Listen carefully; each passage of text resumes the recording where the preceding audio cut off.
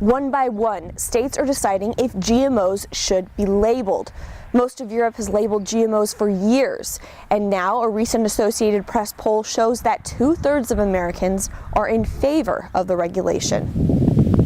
GMOs, or genetically modified organisms, have been around since the 80s and are found in a majority of foods in the U.S. With GMOs, we're talking about something that's altered within the genetics of the plant. Their health has long been debated. I think there's still a lot to be studied about them that we don't know. But in recent years, the focus has shifted from health to labels. It should be required that foods that are produced with genetically modified organisms should be labeled as such. There isn't a federal law requiring genetically modified products to be labeled. Of the GMO corn.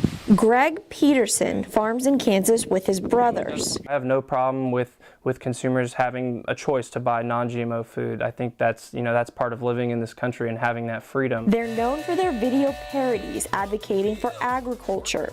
Work. Genetic engineering and biotechnology, it's not really a nutritional thing.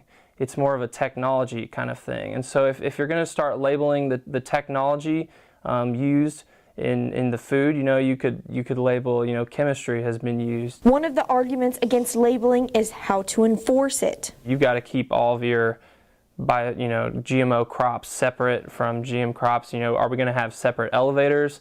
Are we going to have separate semis to transfer? Local Lawrence farmer Jen Humphrey says not knowing what's in your food can be harmful. You may not know if you're allergic to a genetically modified type of corn or soybean or cotton.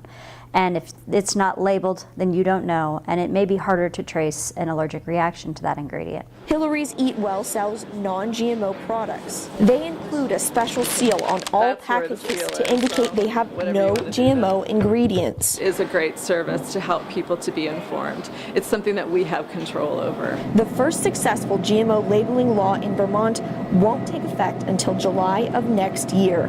Even though polls show most Americans are in favor of GMO labeling, states are still hesitant to pass any type of legislation. For now, worried consumers will just have to rely on the non-GMO seal. Reporting from Lawrence, Kansas, I'm Sierra Upton, KUJH News.